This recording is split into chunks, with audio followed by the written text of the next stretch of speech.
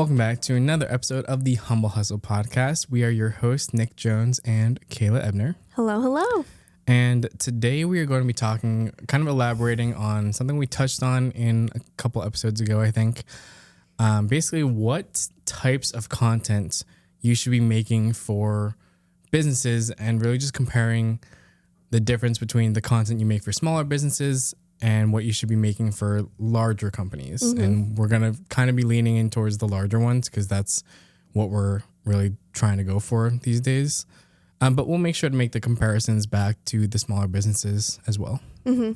Yeah, and I think, one of the things that I do believe is true for almost all creatives when you're starting out is you're going to probably start with smaller businesses. Oh, yeah. And that's how you get your skills. Well, but unless someone comes in from another agency maybe and they have tons of experience with creating more elaborate videos and bigger productions. So if that's the case for you, you might be able to jump into working directly with the bigger companies because you have that experience already. But for most of us, especially us younger creatives who are starting out, I started with my local mom and pop restaurants and those kinds of businesses where, it's not necessarily as high production, not as much effort as a huge shoot for a bigger company. And it's a time where you really build your skills, but it is a completely different animal than working with a bigger company. So we're going to kind of talk about how we approach those things. We'll talk a little bit about pricing, and just really the value in both kinds of these shoots and what is the difference. Right. All right. So where should we start? We can start with the smaller side on the smaller scale, because I feel I actually had a recent example of a local business reached out to me. I'd worked with these people before, not the company, another company that they're involved in. But they reached out, they invested in a small business recently, and they asked me, what would you recommend for us for high quality photo and video? And they used the words high quality. So I'm okay, they just recently completely revamped this business. They did physical adjustments to the building. They are planning on just changing up a lot of stuff and trying to level it up a little bit, which I think is great. And they asked me, what I would recommend for photo and video content. And so I sent them a proposal that would include a 1 to 3 minute value video, half-day shoot. I'll start with that. Half-day shoot, 2 shooters, 1 to 3 minute value video. Out of this content, we would be staging a couple of scenes, and they would have people volunteer to help us with those, video with the shots that we need to stage the scenes. Out of all that video content, I would also provide them with 5 Instagram reels for social media, and then 50 to 100 photos. And I quoted that around $4,000 to $5,000 for the small business. So kind of comparing that, the reason why I chose this type of content is, one, because I believe that the value video or the brand video, whatever you want to call it, is something that every business can benefit from. So I think that's a no-brainer. I did throw in the Instagram Reels for them because since they've changed so much about the business, and because they're still trying to build brand awareness for the brand in general, but especially with these new adjustments that they've made, I think that that's necessary to show on social media, hey, we've got all this new stuff going on, and just trying to build that awareness of hey, we've got all this new stuff. And then the photos, just, multi-purpose, social media, website, running ads, backgrounds for certain things. So that's how I kind of pitched that. Okay. Let's see. There's a lot to unpack for sure. One thing I want to say is just the way you said it actually made me think of something. When I'm not going to say I'm above working with small businesses. I'm not. I still do all the time as well. I still work with larger brands as well. But when I hear a brand or a company specifically say the words like, oh, can we have some high quality stuff? That to me instantly informs me that they are what I would classify in the small business category because of the fact that they think they need to distinguish the fact that they're looking for high quality work. That to me just screams like we are inexperienced in this like marketing world. We don't know what we're doing, and we need what we think is like professional stuff. Whereas if you're working with a larger, established brand who like, you know, has marketing team, has worked with agencies in the past, they don't need to clarify that because anything they do is what you would call high quality. It's just video, photo content. We need it.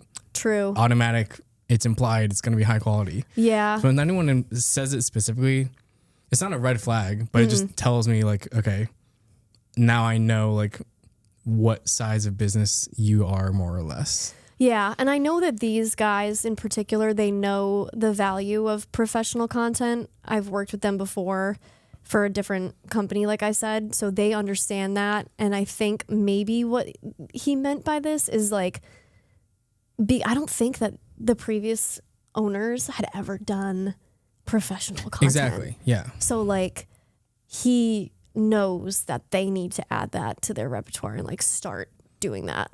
Because he's not, I don't think he's necessarily inexperienced. I think it's like the business that they took over kind of. Well, they're not taking over, but they're like co-owners now. A part of, yeah. So I think maybe he distinguished that for that reason. But yeah, you're right. It's because they've never had it before. Yeah. And again, it doesn't mean I'm not going to work with them because they said a certain word, but it makes me think in my head, like, okay, now I know like where they're at more or less. Right. Just something to consider. Yeah. I think kind of what you're saying with the valuing the certain type of content, I think with the smaller businesses, the smaller companies, I see, and this is a personal opinion, this may not be true, which is what I believe. I see social media as the most beneficial for these smaller businesses because usually one of the main drivers for these small businesses to have content is for the fact that they're just trying to increase their brand awareness. And I think there is pretty much no better way to do that than using social media content and that organic kind of growth. So I think the fact that, you know, you're including a couple of reels and like allowing them to use the photos for social media use, that's definitely a good thing because being a small business, they still need that. And you've said this in the past, and I agree with you, the fact that every business, you know, no matter what size they are, can benefit and should have this like explainer brand video. I believe that's true. I think they can all benefit from it. I just think that the type of brand video that they get or we create for them can vary and still get the results that that particular business is looking for. Like you could easily make a 60-second vertical video that's like a explainer video designed for Instagram that does a quick explanation of who they are. And that could work for some really small businesses. That's all they need. Right. And then for the sounds of this one's more so for like website use, I would say, like to live on their website, to really just a landing page, explain who they are. Yep. Show the updates. That type of thing. Yep. So I think that's kind of like the next level of, you know, what this is for. Still in the realm of brand awareness and kind of just explaining the offerings that they have, like what they are able to do.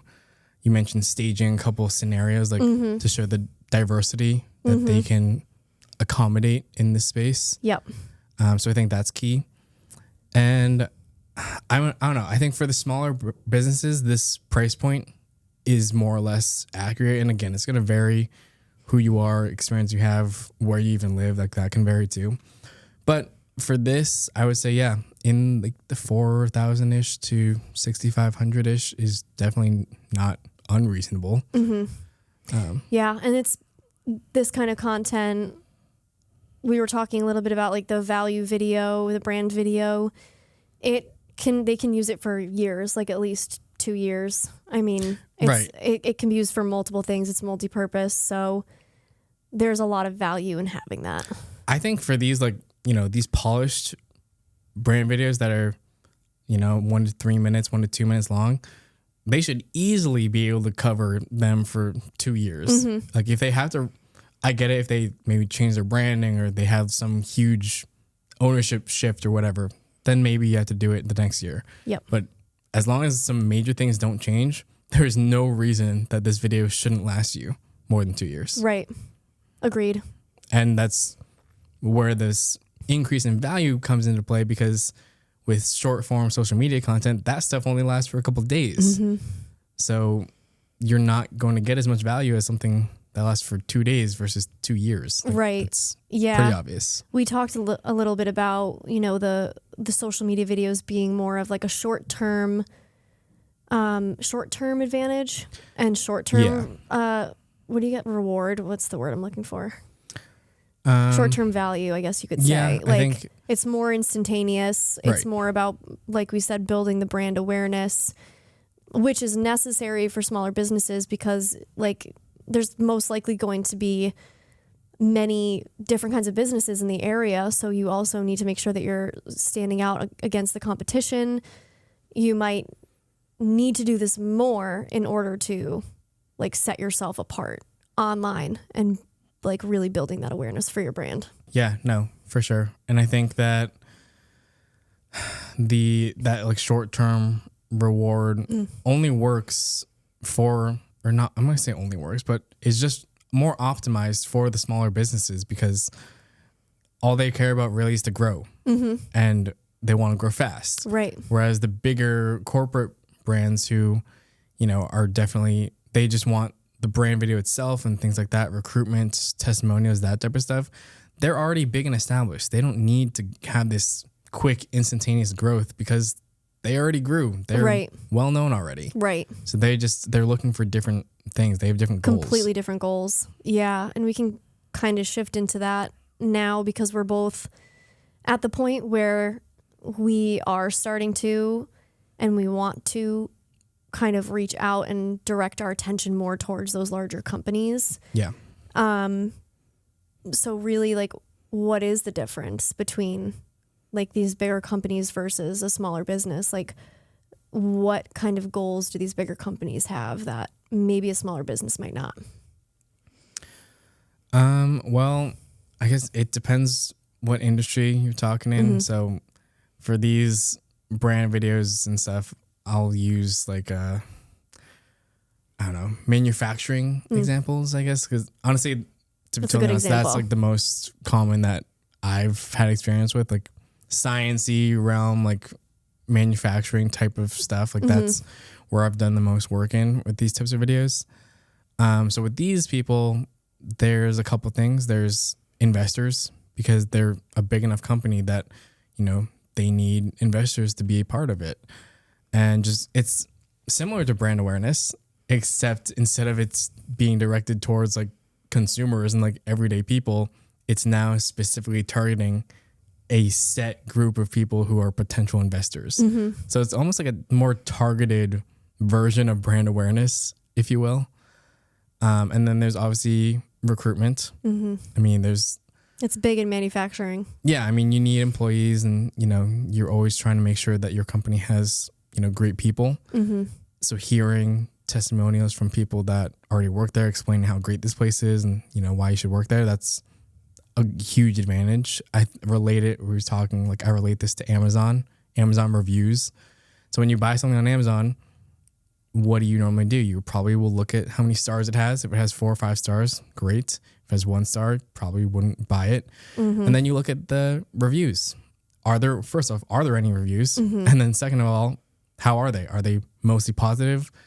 And I think it's safe to say that most people will probably take a look at those.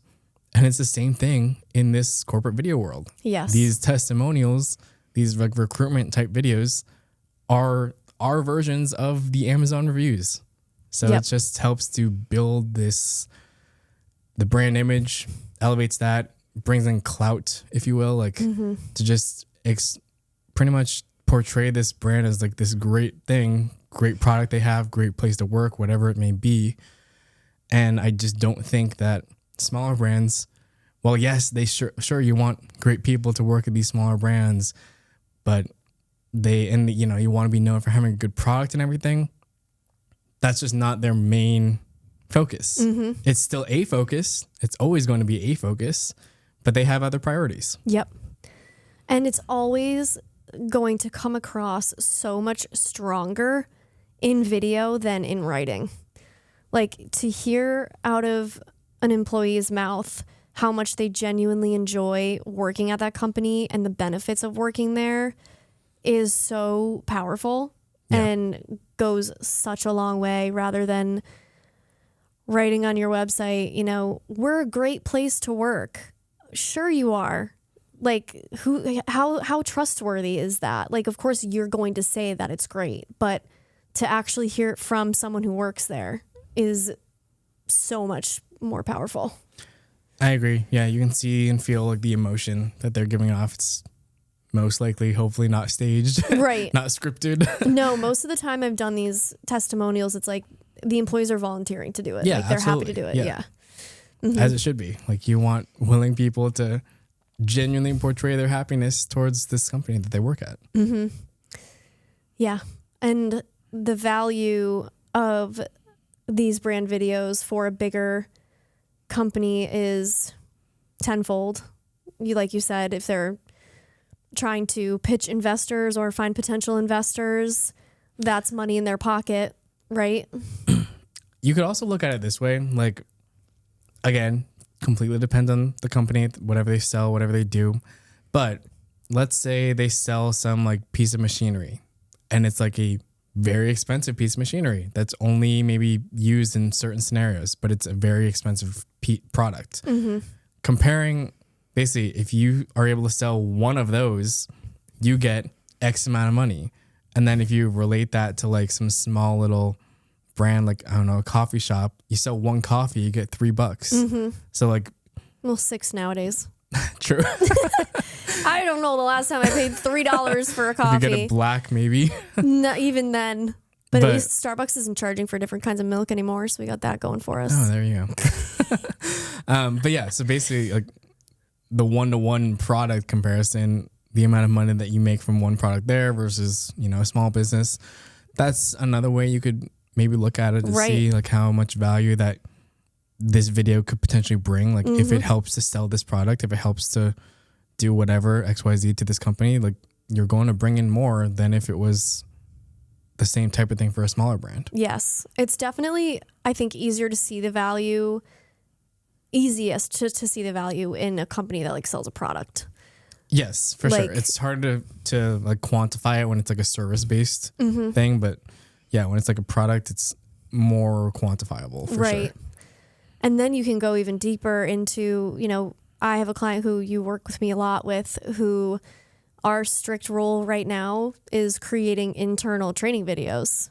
And the value there is they do not have to send someone, like a physical person, to go to a class and train people to do these things, to how to use these products and machines. They can just send them this series of videos.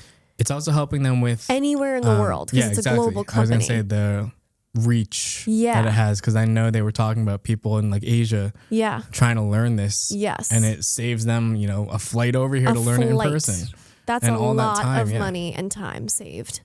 Especially with, like, they've talked about how busy they are. They can't necessarily send someone out all the time. So having this series of videos that they can just send and be like, here's something to get you started, like, that's huge. Yeah, streamlining their process.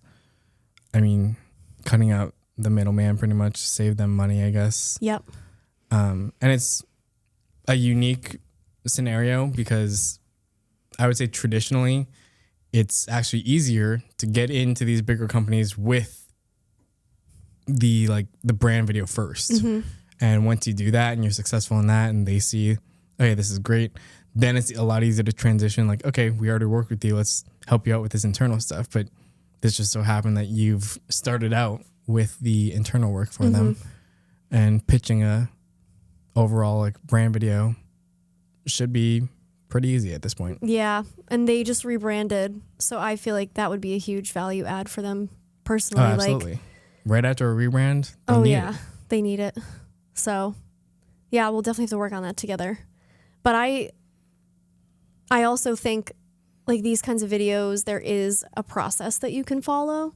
Like there are certain things that for all of these brand videos, like you're going to follow a similar process while tailoring it and making it specific to the business and the brand. Like you're going to ask people different questions in interviews. It's going to be a different vision and mission, but like it really is helpful to try to streamline it as much as you possibly can. I know I don't want to say it's like easy, but in a way it is because of how much of a formula there is to follow. It's similar to weddings, you know, they're all going to be different, sure, but the underlying guide is there. Like you interview people, you set up some lights to do an interview setup, you film some B-roll that associates with what they said. You have a handful of questions that there's some that can work with everyone, then you got to be custom for some.